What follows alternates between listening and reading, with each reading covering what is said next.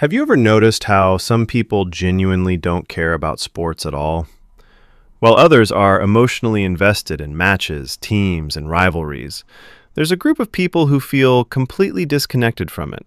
They don't follow scores, they don't watch games, and they often don't understand the excitement.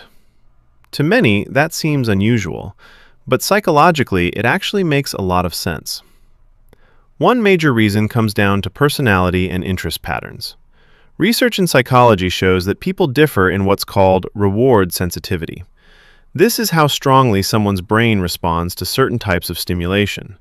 For sports fans, competition, unpredictability, and group identity trigger strong emotional rewards.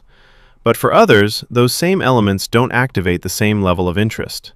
Their brain simply doesn't register sports as something exciting or meaningful. Another important factor is social identity. Studies in social psychology, particularly research around social identity theory, show that people often connect with groups to build a sense of belonging. Sports teams are one of the most common ways people do this. Supporting a team creates a shared identity, a sense of us versus them. But not everyone is wired to seek belonging in that way. Some people form identity through ideas, creativity, or individual pursuits instead of group affiliation.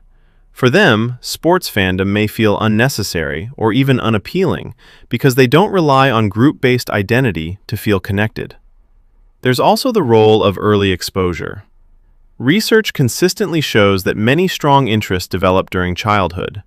People who grow up in environments where sports are celebrated are more likely to develop emotional connections to them. But if someone wasn't exposed to sports early on, or if it wasn't valued in their environment, their brain never builds that association. So as adults, they don't feel like they're missing anything. Another psychological explanation involves cognitive preferences. Some individuals are naturally drawn to activities that involve deeper analysis, long-term thinking, or creative problem-solving. While sports do involve strategy, they are often perceived as repetitive or less intellectually stimulating by those individuals. Studies on cognitive styles suggest that people who prefer abstract thinking may gravitate toward topics like science, philosophy, or art instead.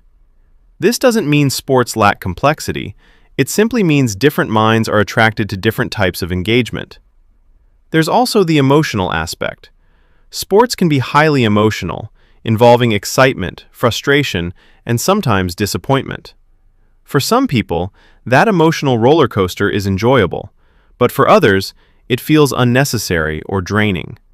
Research in emotional regulation suggests that some individuals prefer to avoid situations that create unpredictable emotional highs and lows. So instead of investing in sports, they choose more stable or internally rewarding activities. Interestingly, not caring about sports can also be linked to independence in thinking. Studies in personality psychology show that people who are less influenced by social norms are more likely to diverge from widely accepted interests.